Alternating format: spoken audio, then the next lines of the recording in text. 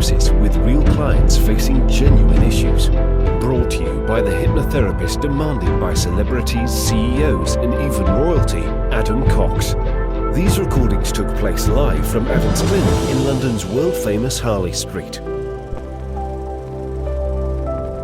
So, get yourself comfortable and enjoy today's episode of The Hypnotist.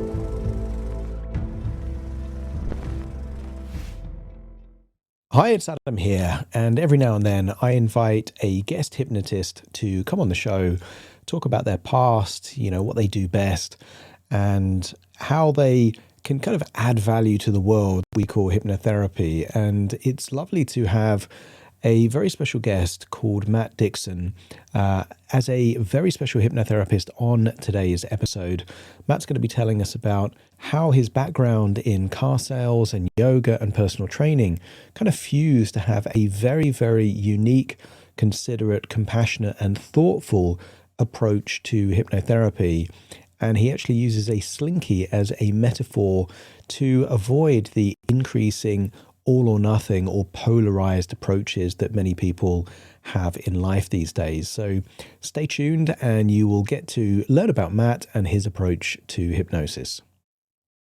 Hello, it's Adam here and welcome to The Hypnotist. And today I am not your hypnotist. I am joined by guest hypnotist Matt Dickson. Matt, welcome to the show. Hey, Adam, how are you? Thanks for having me. I'm really excited to be here. Yeah, great to have you here. And I think we met four years ago at HypnoThoughts Live. And, you're such a nice guy, such a friendly guy, and so much, I think, to kind of share with people. So it's great to finally have you on the show. I'm always fascinated because everyone, hypnotists are like superheroes. We all have our origin story. So I'm kind of curious, what was the thing? What's the equivalent of you being bitten by a spider before turning into Spider-Man? What happened to get you interested into hypnosis? Well, I spent, I would say it's, I spent 16 years as a personal trainer, and I was dealing a lot with body dysmorphia and different parts of it. And most of my clients were stressed out and considered themselves to be low on confidence. And, and I used to think it's like some clients would say, I just need to lose 5 more pounds, and they could be ripped, so to speak, with definition in their veins in their arms and things like that. And I would say, you need a hypnotist, not a trainer. I can't work you any harder, And so it was always there in my mind as something that could change someone's mindset, because there was no correlation between body composition and body image, none whatsoever, zero.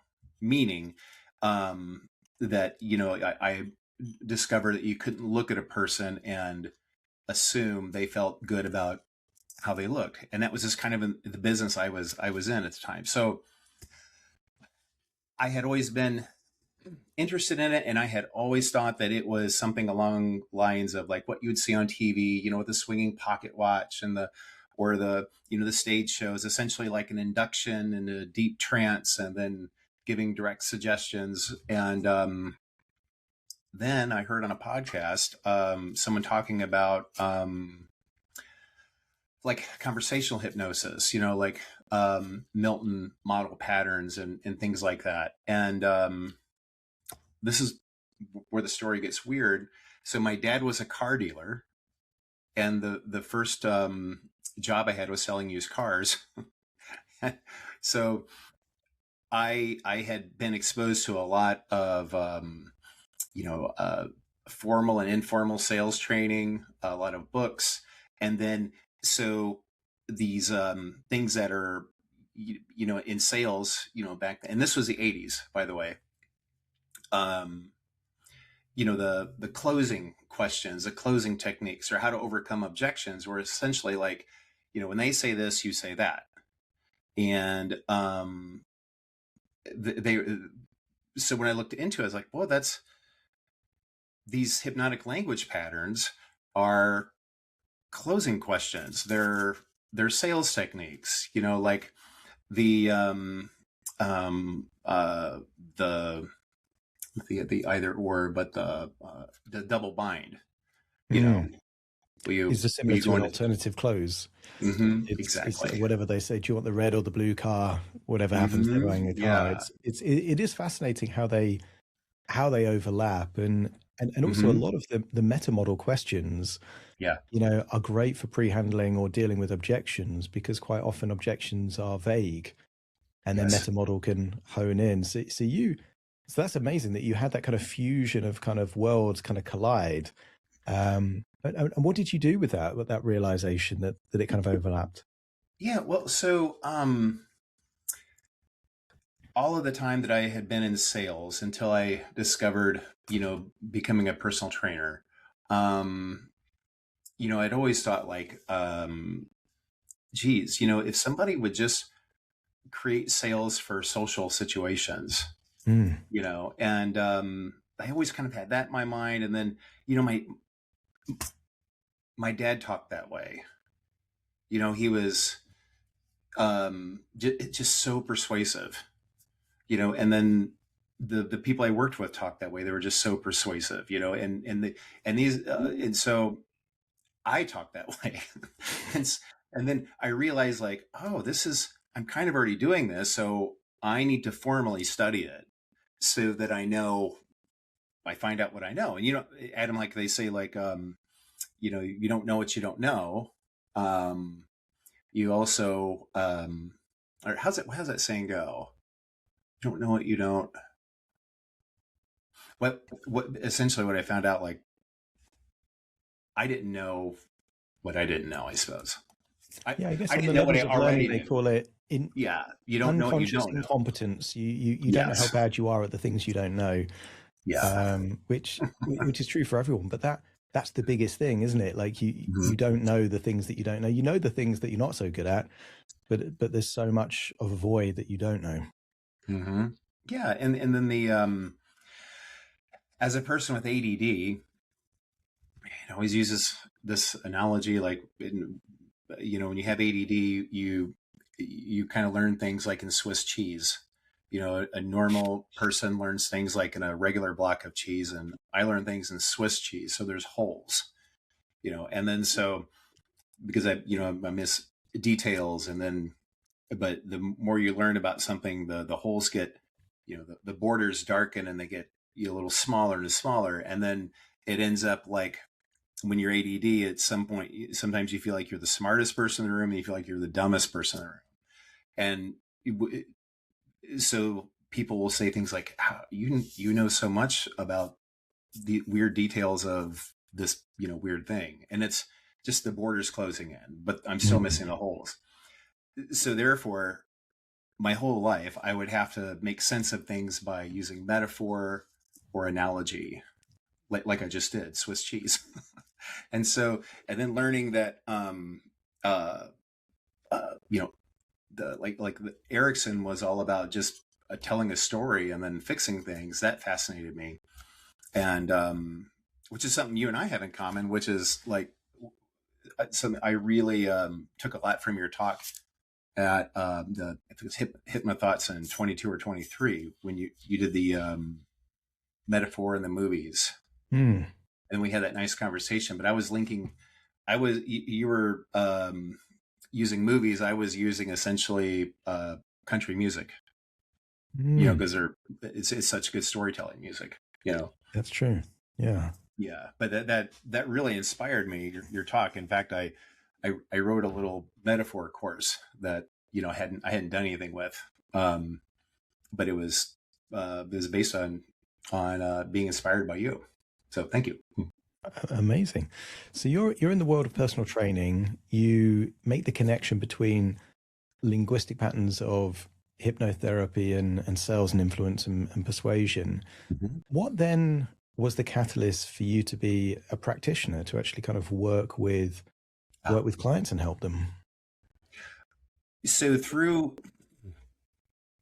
yeah, I was having I was having trouble communicating to people that they didn't need to lose any more weight, Mm. and that they keep going how they're going, they're gonna maybe hurt themselves,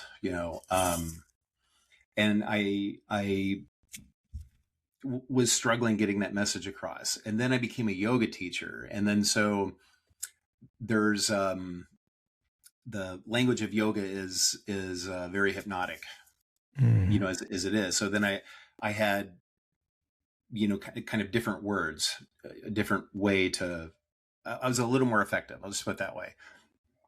Then the training came through town, and I was like, I'm just going to do this. And then it came together, and then it made me a more effective trainer.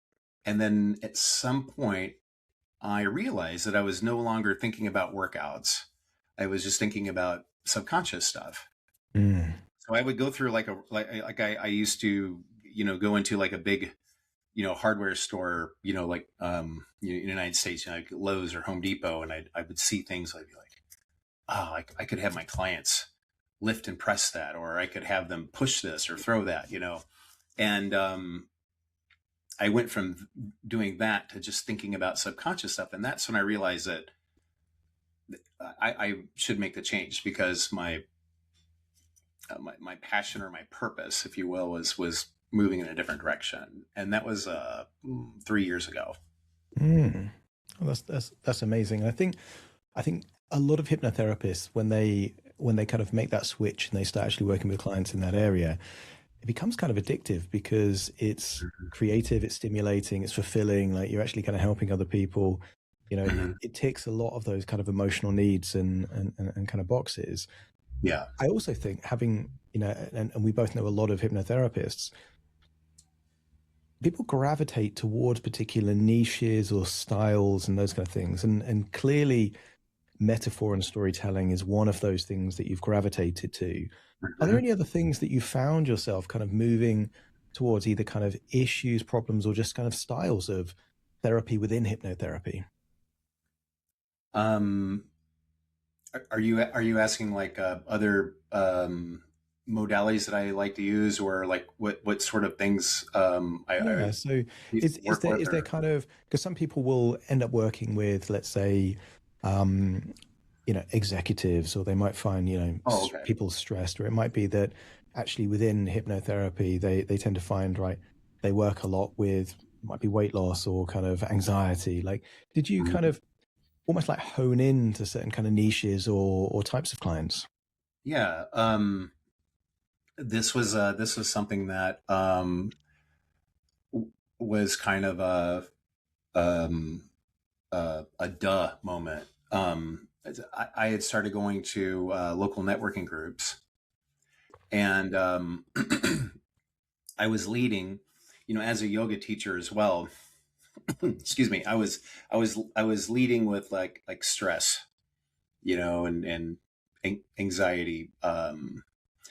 It, and because what I was just finding was like, no matter what the issue was, it was all based around the person feeling, you know, stressed in the moment, and not, air quoting, confident, you know. Mm.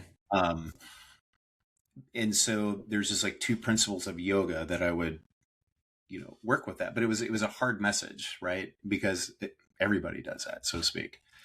So somebody came up and asked me at a networking meeting. She was like, "Hey, I need to raise my rates. I'm I'm I'm more trained in what I do than anybody else, and I don't charge enough. Can you help me with that?" And I was like, "Of course I can help you with that. Like, I know all about, asking for money, and how that comes up, and how that can be scary, and sure, I never even considered that." And it was a pretty easy thing. It was kind of one of those things. I normally like to work with 3 sessions, and we did 3 sessions, but we pretty much had that sorted out in 30, 40 minutes, Mm. and so that has kind of become my niche. I started working with like salespeople who are in slumps, people who want to raise their rates, uh, don't want to make their cold calls, don't want to do their follow ups, um, all of those things. And I narrowed that into calling it a subconscious problem, which is a subconscious problem is a problem that you know how to solve, but you're not solving it. You know what to do and you're not doing it, and you don't know why you're not doing it. Mm. Yeah. And so it never occurred to me, Adam, to work with salespeople, because I wasn't going to teach them how to sell, or be a sales coach, and most people who would hire a sales coach want somebody who is like a millionaire anyway. They want, Mm. they want to see the, huge success, the cars and all that stuff. Right. And, so it never occurred to me, but like what I discovered was, when I was talking to salespeople, I would say, like, I'm not going to tell you to make more calls. You don't hire a coach to tell you. You already know that, you know, um, you don't know why you're not doing it. So that's when you need a hypnotist and not a coach. We'll do like a subconscious exploration, and, that thing will just kind of, when that bubble pops, and I think of things as like a strand of pearls, Mm. like and the one pearl, you know, pops and the others just kind of fall away, and as the strand of pearls, meaning the issue or the problem. So that's a lovely metaphor, and I think my equivalent of that is the house of cards. That actually, if you find the Yeah. right card, it all comes crumbling down, and all Mhm. those other issues just resolve themselves. But I've never used the string of pearls, so I'm gonna borrow that metaphor. It's a very elegant metaphor, and Thanks. yeah, I mean, I started my career in sales, and I think anyone that's worked in sales, my industry was media sales, has witnessed and seen it's as much psychological as it is technical. The people that are in a bit of a rut, their confidence goes low, and then they're kind of projecting almost a defeatist kind of thing. They suddenly get a couple of deals in, they close a few, their confidence is high, they're back in the game. Mm. And it's so psychological, because the psychology affects the emotions, and the emotions Yeah. affect the behavior. So I can understand why a hypnotist would be so useful in that. Is there Yeah. belief systems that sometimes come up that you've seen working with salespeople that you think, okay, this is why you've got this self-fulfilling prophecy, because you believe you're not meant for this? Or I tell you, what I've stumbled across is that some salespeople, they think they're too good for sales, or they think that sales is almost like a sleazy or an unethical kind of thing, and then that creates like a self-fulfilling prophecy. I'm just curious, have you stumbled across any belief systems that are the limiting block of that subconscious problem? Yeah. So not yet. The salespeople that I work with have already done it at a high level, and Yeah. they're no longer at a high level. So they're and but like yeah, and I know exactly what you're asking. Yeah, that I wouldn't say that's ever been verbalized, but it could have possibly come up for them, and then within within the strand of pearls, that Hmm. that could have that could have gone. But no, the ones that I've been working with have been already kind of well, already successful, and then already believed in themselves. Yeah. So it's more of a temporary issue, and you help resolve those issues to get them back on track. Yeah, I think so. And like on the first session, like no matter what the presenting problem is, I always teach like two things based in yoga for um for stress in the moment, to regulate the nervous system, um they're just low key and discreet, and they're so effective, you know um and that's a big part of my approach, as I think of like the the stress or the anxiety as like, so the issue is a knot in the shoulder blade, you know, and then you know what to do with the issue. You have the massage therapist goes in with their thumb and just digs that knot out, but if you show up with a sunburn, then it's like, the person's probably not going to be able to relax, for one thing. The massage therapist might look at the symptoms, like, I'm not touching you. This is, and so the stress is like the sunburn, and then it's a stress that carries a person in the story. So, as I'm saying this out loud, and because I'm kind of wondering, like, I wonder why that's never come up, because that is like the thing that so many, I guess, subconscious workers, will, where coaches lead with, is like, do you feel worthy of making this amount of money? Like I take the physiological approach of handling the nervous system, the stress, which I, as I'm saying out loud again, I'm wondering if, like, the if a person is thinking that maybe it's stress that's got them thinking that way, or they're thinking that way and it's causing them stress, but like that's a sunburn, and when the body can do everything it can do, sunburn or not, it just hurts, and when it no longer hurts, then it can move, and that opens up different ideas of, like, if you have a sunburn, it matters what you put on. That's a scratchy material. I can't lean back. I can't this. When the sunburn's not there, then you don't even think about that. Then you can move on. Issue. Yeah. And I guess the great thing about hypnotherapy, to use that, string of pearls or house of cards metaphor, is that it almost doesn't matter which pearl you remove first. The thing is, once you do, a lot of the other ones, come tumbling down anyway. Yeah. So whether it's at the somatic level, the stress level, the belief level, you make the change. If they feel better and then their performance goes up, problem solved. Like, you've got the result for the client. At last year's HypnoThoughts in Vegas, I think you were doing a talk on trauma-informed language, and I didn't get a chance to see it. So I have wanted to kind of ask you about that, because I think a lot of therapists don't realize sometimes that when they're working with clients, they might be accidentally treading on landmines that they don't even know are there. So I'm just kind of curious, like, how do you think about that, and what can therapists do to kind of mitigate the risks of that? Well, when I was going through, thanks for asking about that. I think it's I think it's a pretty, I think it's an important, thing to talk about. When I was going through my advanced yoga training, and we were going through, like,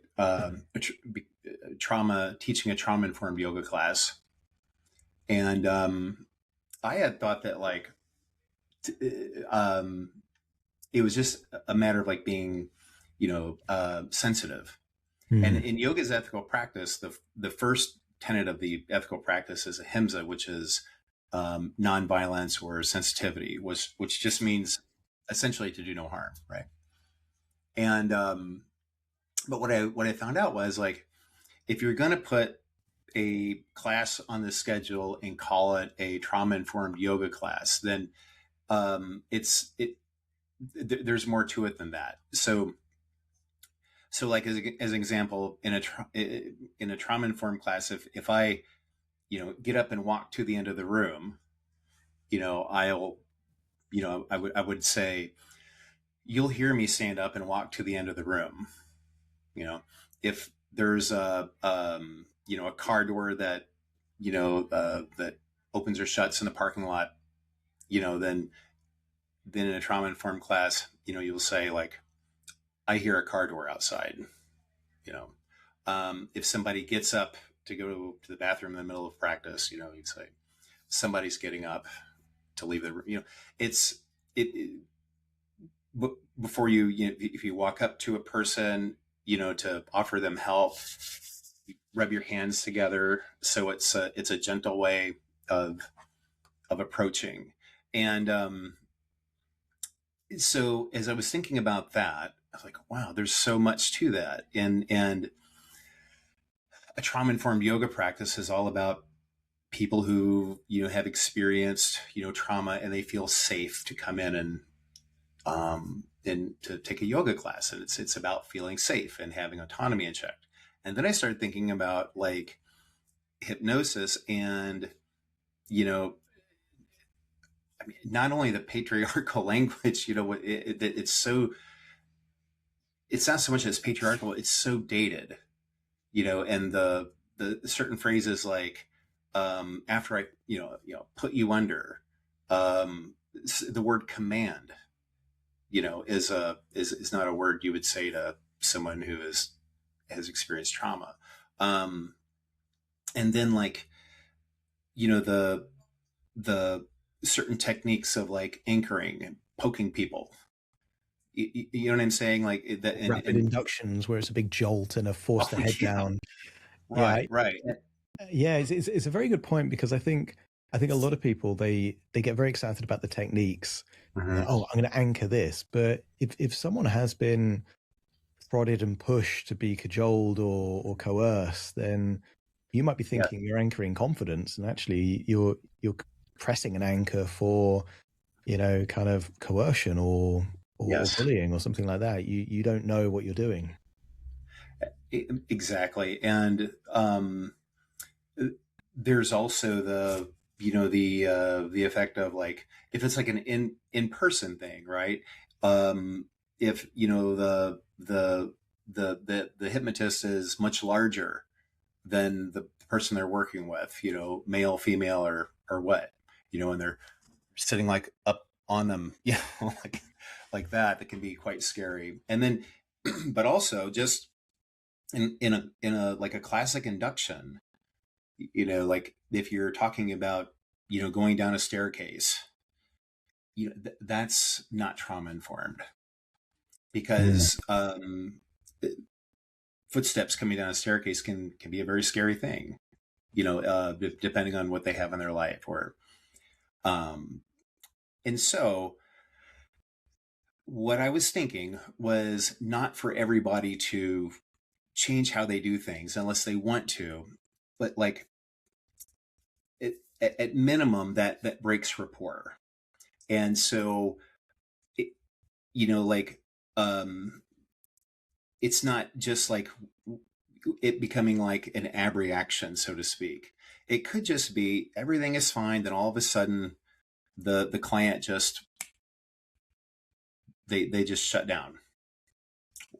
And maybe they could even be like a people pleasing type of person, and you could check it, is everything okay? Yeah, fine. Just, something was said or done that just triggered something, an old anchor.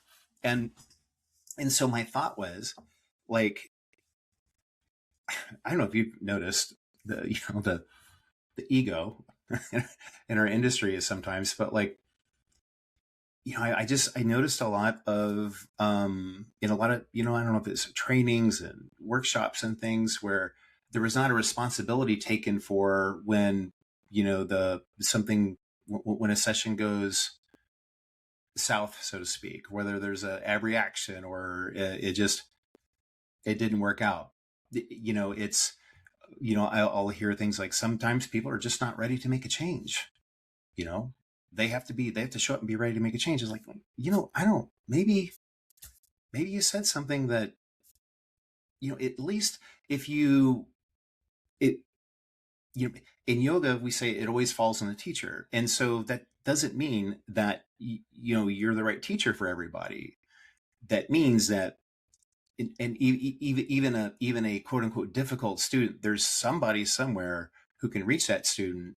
And so if you at least take full responsibility, like in NLP, they say, be at cause, then whether you study, how to become trauma informed or not, if you're aware, you could, it, at the very least, if the hypnotist can say, oh, I wonder if I triggered something, hmm, you know, and then can, reassess, or maybe say, hey, I think I know someone who's a good fit for you, and then Yeah. find someone who's And trauma as, informed. as you're saying that, I'm thinking like, what's the one quality that I consider makes the difference between an average therapist and an excellent therapist? And I would say it's the word or the phrase sensory acuity. It's how much of their attention is focused on calibrating with the person that they're with. Mm-hmm. And for those people, even if they're not trauma informed, they will have the sensory acuity to kind of see a facial expression that's like a grimace or Yeah. something like that, and then they can lean in and either steer them in a different direction or at least check in with them afterwards. But I think it's such an important point, because I've also seen that, which is if it doesn't go exactly to plan, then there is that kind of projection. It's not me, it's them. But then Exactly. you could have someone that is just like, they volunteered for something, whether it's in a workshop or they've had a therapy session. And at the end of that, they think, okay, there's something wrong with me, and actually they leave that kind of experience worse than had they not, kind of put themselves forward.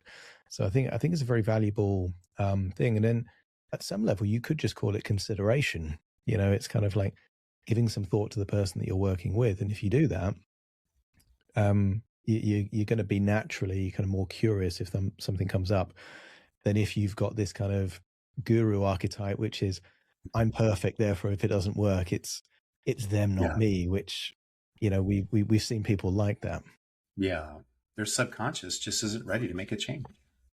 Yeah, yeah, and to some extent, like stage hypnotherapists will make a little joke of that because they want a compliant thing, and they're saying like, not everyone's intelligent enough to experience hypnosis, and they're kind of getting it in early just so that they increase compliance. But then it does have that element. If someone was called an idiot throughout their childhood and they've got all excited about volunteering for a stage show, and they're the one put back in the audience, again that could be a trigger for them. So it's just having a little bit of consideration. I've never considered that. That is exactly. That's an astute observation. Exactly. Yeah, because that's exactly that's what I when I talk about stage shows, I'll talk about it like how the hypnotist will usually find people usually through the finger stick, and then normally I'll say like at some point that person will be they'll just kind of drift out of it, and then they'll sit them down. So like you may start with 20 people and then end up with 4, and because the chances are you will get sat down. And I hadn't thought about that.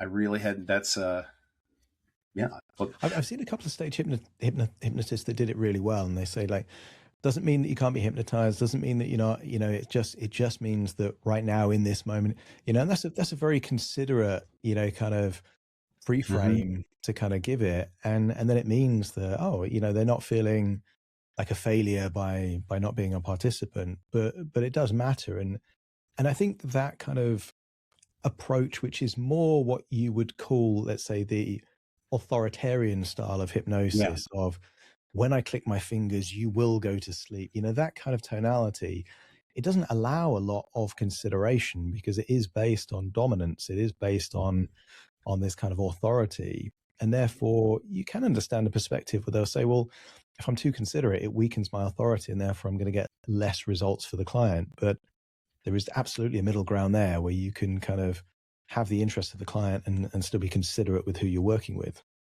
Yeah. Hey, can I ask you a question? Sure. So in your experience, like what do you say to a person who says they can't be hypnotized? If they, I mean, to a person like who shows up ready to work with you? Yeah. The main thing that I do when people say that is just because I've done it so many times, it's normally the case that they have a definition of hypnosis based on either stage shows or Hollywood that isn't necessarily what hypnosis is. So I'll say, look, Look, there is a suggestibility scale. Some people are more suggestible than others. But one of the key things is that everyone can be hypnotized. It's just the level to which they can be suggestible Mm-hmm. and what hypnosis is really like. And then my favorite examples are if you're reading a fiction book and you get so lost in the story, you don't realize that you're reading the words or turning the page. Mm-hmm. That's hypnosis. Or if you've got a long car journey and you're not aware of changing lanes because you know that your body can do it, that's hypnosis. And when you give it that frame, you can say, well, anyone with neural pathways can be hypnotized. And that Mm-hmm. means that everyone can. I've only worked with one client and I can remember it. And I think it was just based on a very deep subconscious coping strategy. But there was one client that I worked with and she really couldn't sleep. And she suspects that she was sexually abused through childhood at night when she was meant to be sleeping. And for her, she couldn't get sleep and she wanted the hypnosis to do it. And I was trying all of these different things. And she was just so vigilant. I couldn't get her to that place of doing it. And normally my induction is take a deep breath in, on the outward breath, close your eyes. Like that's my induction. For her, I was doing inductions, deepeners, and I could just see the facial expression of someone like, has it started? Is this working? Like, what am I meant to be doing? And so it hasn't happened very often, but that was the one case. And I just think it was a very, very vigilant, part that just, and even closing her eyes felt like danger. Like it was, so for her, I just gave her a refund. But yeah, it's, I don't know if that answers your question, but that's normally how I frame it. Yeah, it does. I wondered because many people, they'll wonder if they can be hypnotized or that they can be hypnotized enough in order for the change to happen. And I have a huge pre-frame, with the finger stick and the I just wondered how you did it, because in listening to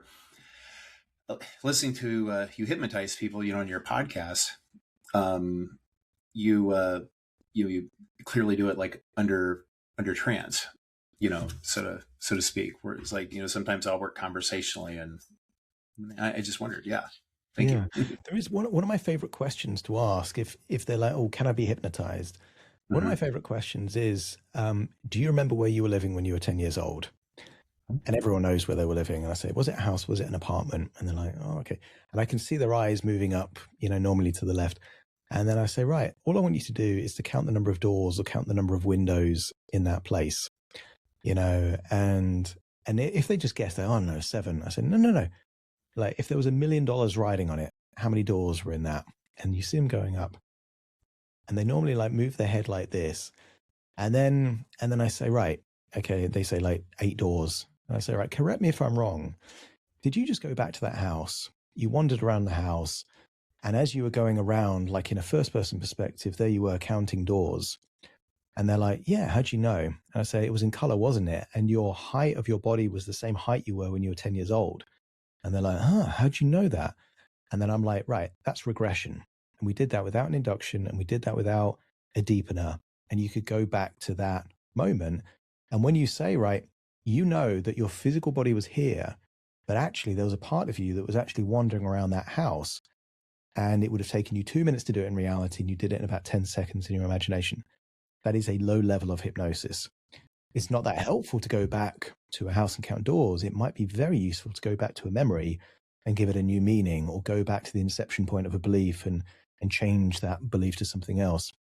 And normally they go, okay. And it's like, okay, now I've given them, they've already experienced hypnosis at that point. So now I can kind of build on that. That's a nice one. I love that. Oh, I have 2 people today. I think I'm going to do that. So that's really cool.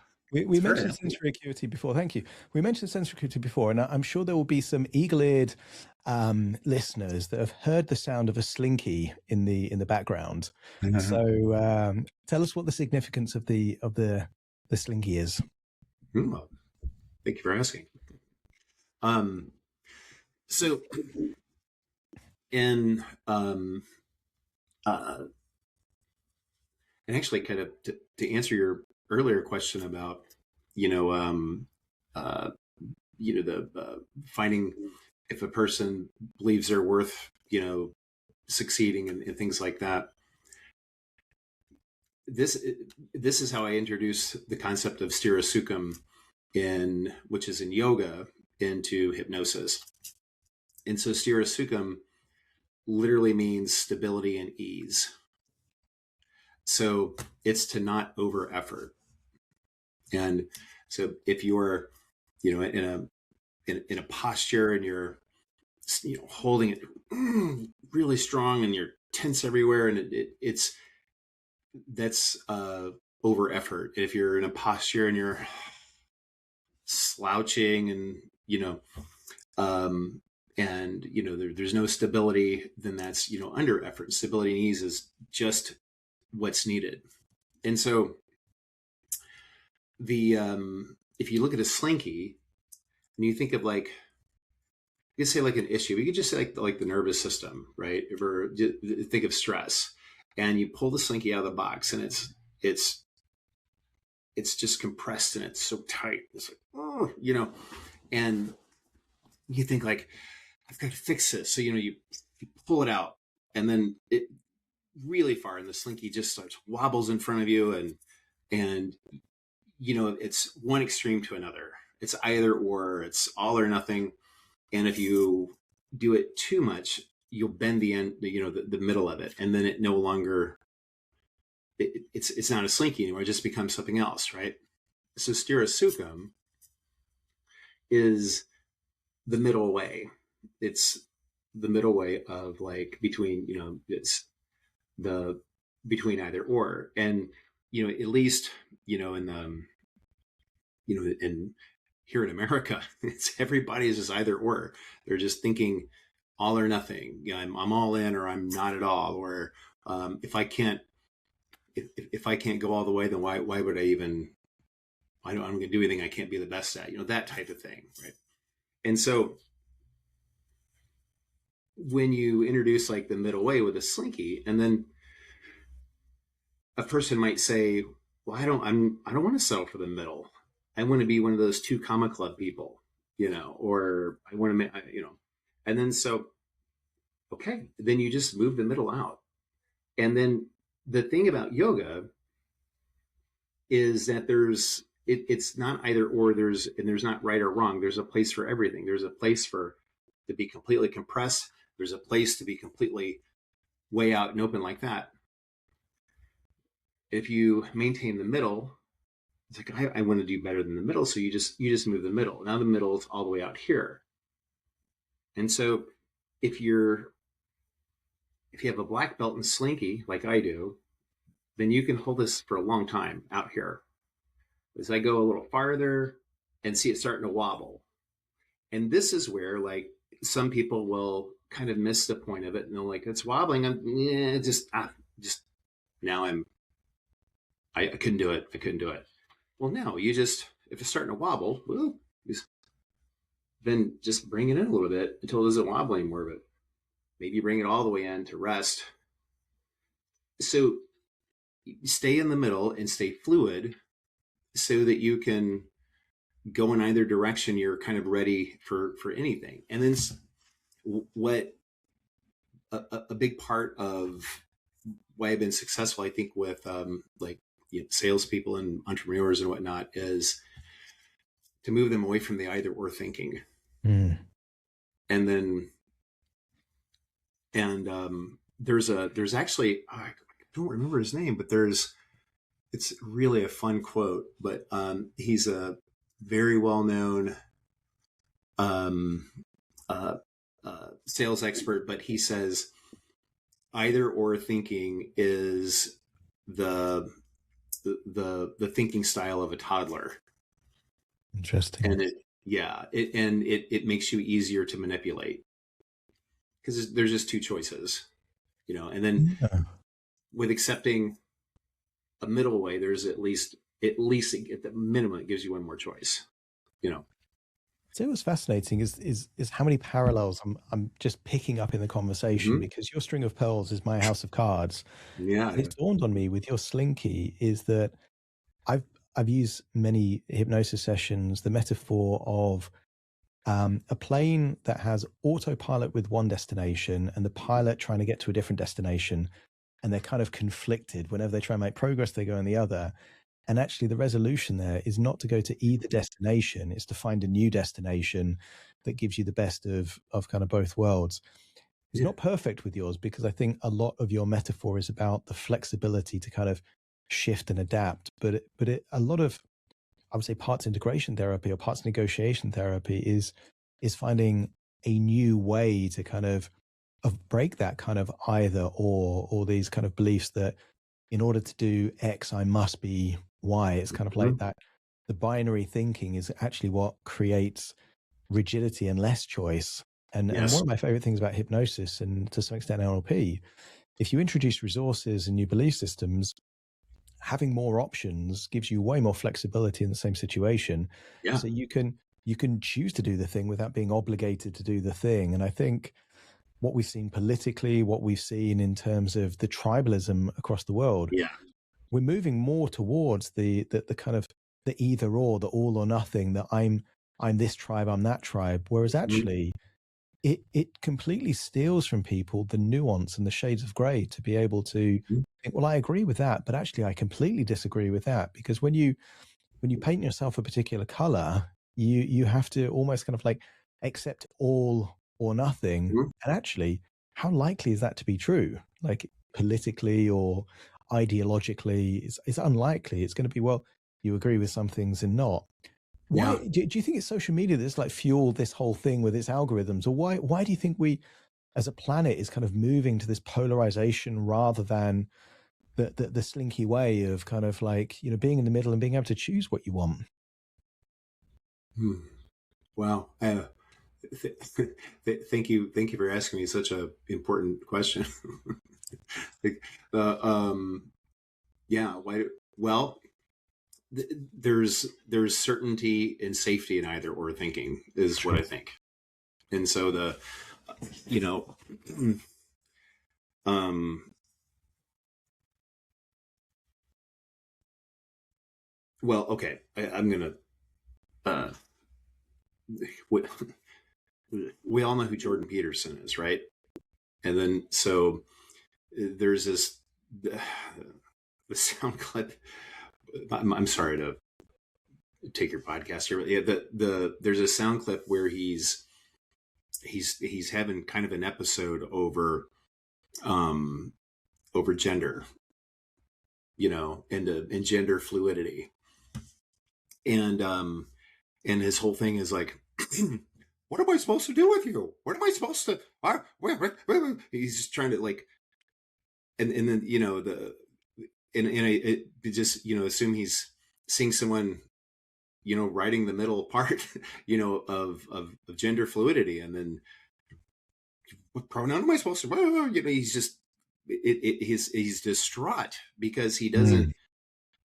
It's scary, and I think that people are scared, and they're mourning the way of life that they knew, the you should have seen people coming in.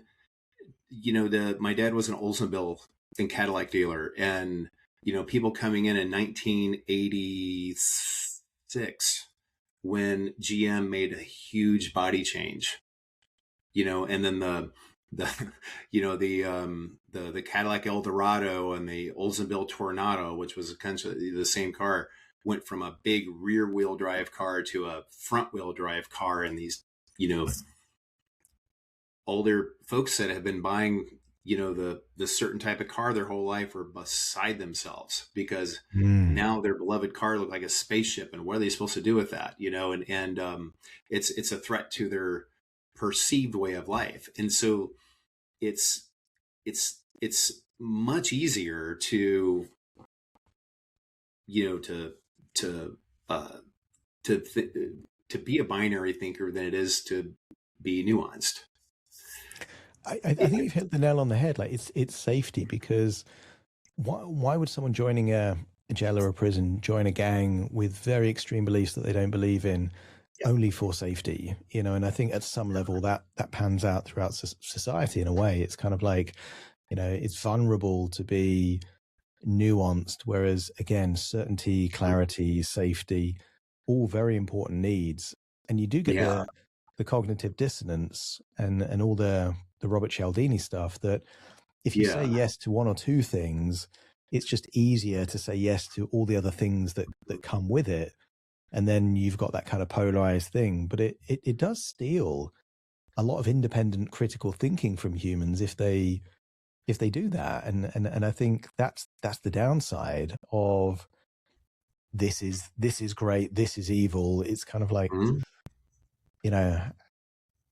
and I guess it comes back to what you said about the toddler thinking. You're easier to manipulate if you are either this or that, because then all Yeah. you have to do is to make the other your enemy, and then you're easy to manipulate. It's there's so much psychological warfare going Yeah. on in the world, and I think as hypnotists we've got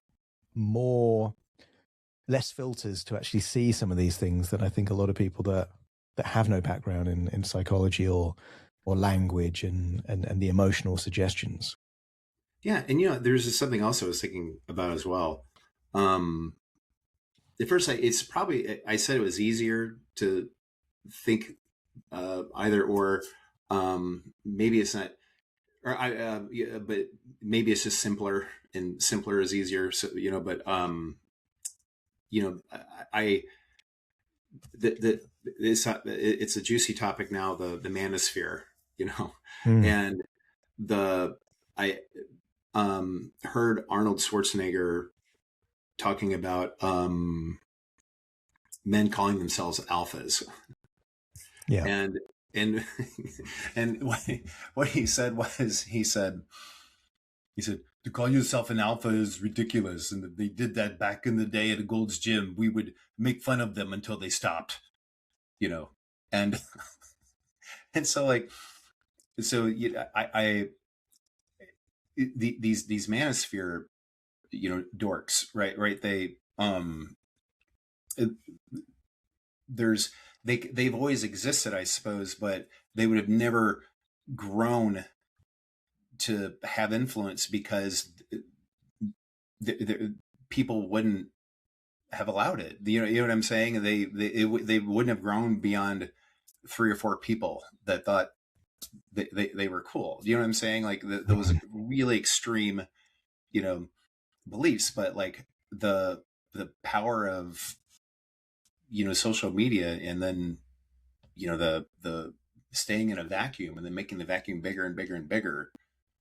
Yeah, and I think social media As really well. does reward rage baiting. So actually, the Yeah. more polarized views you have, the more engagement you get, the bigger the audience, and a lot of people can monetize those audience. Mm-hmm. I think from a mental health perspective, it also shows that particularly for young men, there's a real need for whatever these grifters are offering, which is an element of feeling like they're included, making sense of the world, having a feeling of purpose, Yeah. feeling significant. And I just think whether it's the toxic, kind of red pill community, or almost the kind of the virtue signaling of saying like all of this is wrong.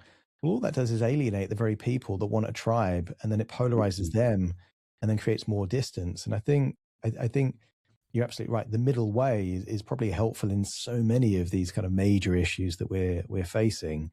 Unfortunately, it just seems like right now in this time in kind of culture and society, a lot of it is loaded for increased polarization rather than that middle way. So I'm glad you're here to help Yeah. people find the middle way in some respects.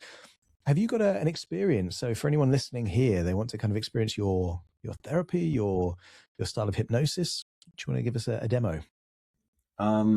Sure. The This would yeah, I can do like um something I like to do for grounding. Perfect. And it's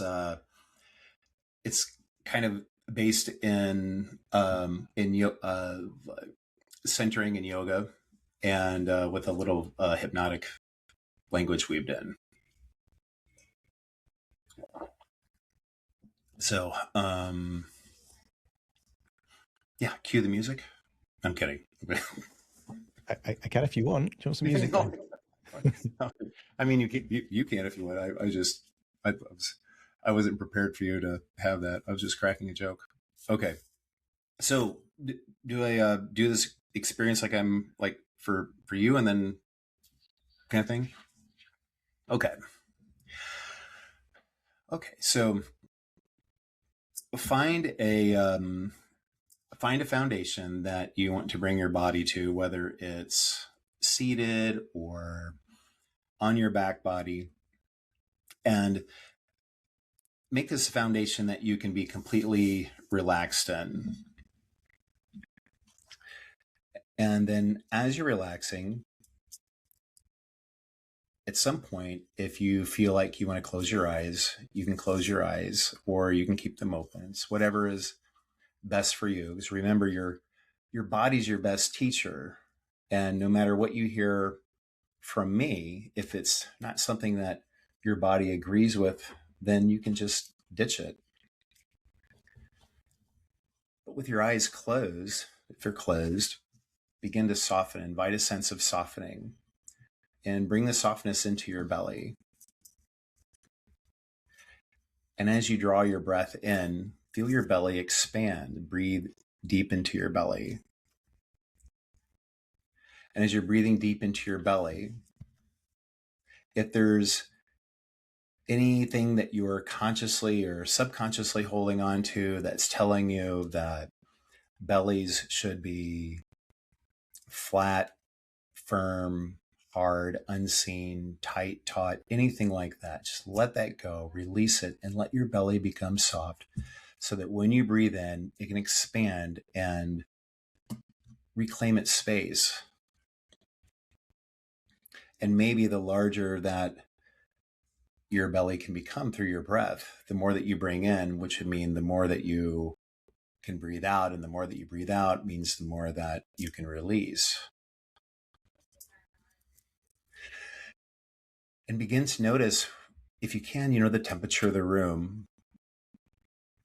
And as you notice the temperature of the room, notice the weight of your clothes on your body, the weight of your body on the surface that's supporting you, and the weight of the surface that's supporting you on to the building, and the building onto the foundation, and the foundation onto the earth, and down deeper and deeper and deeper, as far as you're wanting to let your awareness go, down deeper and deeper.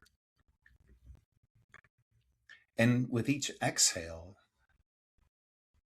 feel the feeling of your body becoming a little heavier in a way that is grounding. With each inhale, maybe you'll feel your body become just a little bit lighter, and it's so subtle, but it's still there. And what you're noticing is you're noticing gravity. And it's a funny thing, the gravity, they say that when we're born, we only have two fears, and that is loud noises and falling. As we go through life, we tend to fight gravities. We don't want to fall. We don't want things falling on us. As we get older, we don't like what gravity does to our body. Gravity is the one thing that keeps us here on Earth. It's literally the most grounding thing, is when you feel your body a little heavier, feel it in a way that feels grounding. You know that you're feeling the thing that, it's grounding you. And take your attention back to your breath. And there's a pause in your breath. There's a pause at the top of the inhale, the bottom of the exhale.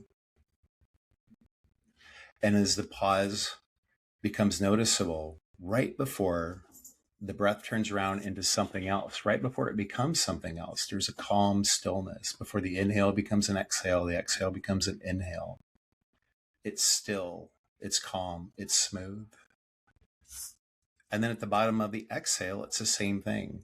It's still, it's calm, it's smooth. And you can notice that calm stillness is at the top of your breath and the bottom of your breath.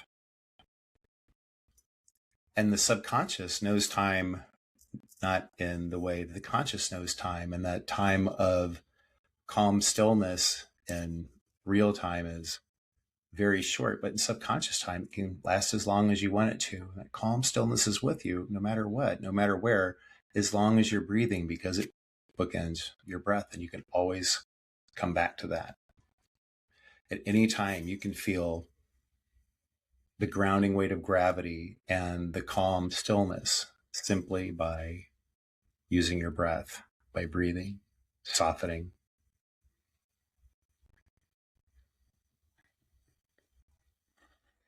And as you're breathing, softening, and noticing and grounding,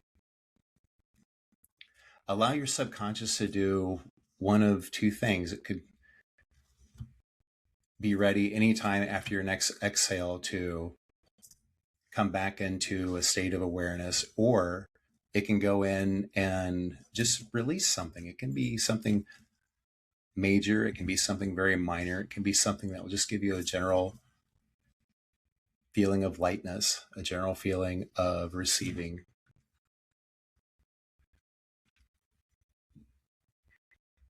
And so anytime after your next exhale, when it's right for you and you're ready to open your eyes, you can open your eyes now.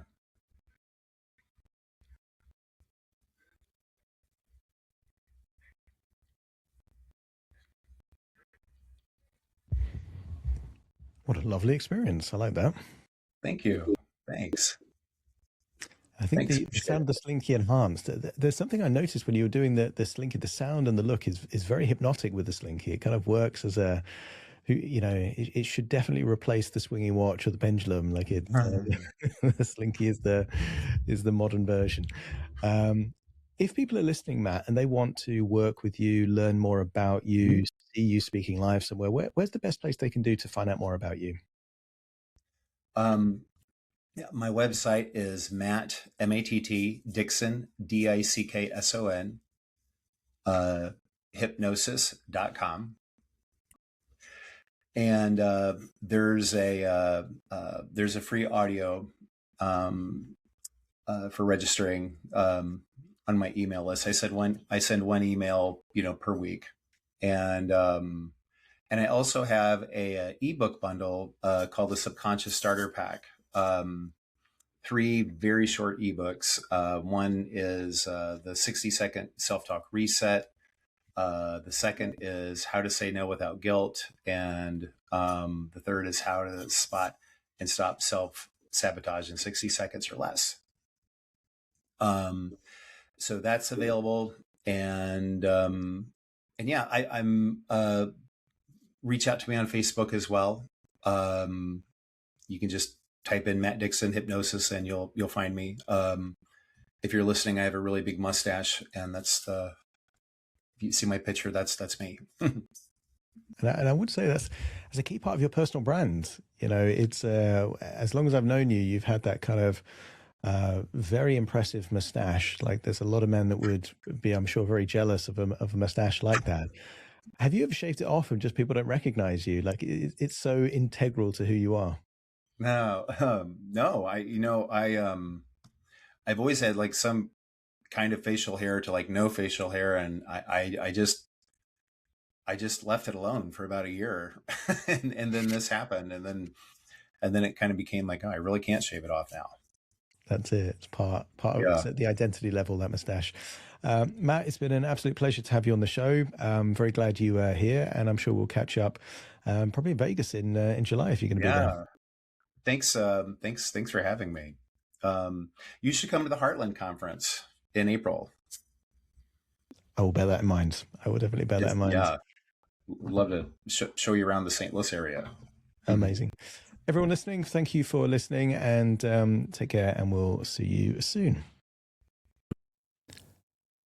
Thank you so much for joining me on today's episode of The Hypnotist. If you've enjoyed this episode or got some value from it, please give it a 5-star rating and review. And maybe you know someone that would also benefit from this particular episode, in which case share the episode with them so they can also get the benefit too. And if you would like to listen to this episode where it's just the hypnosis, so no intro, no outro, no explanation, just the hypnosis and completely ad-free, there will be a link in the description where you can subscribe at a very low cost and only get access to the hypnosis. So if that's of interest, please check that out. Thank you again for being a regular listener of The Hypnotist, and I'll see you again soon for more.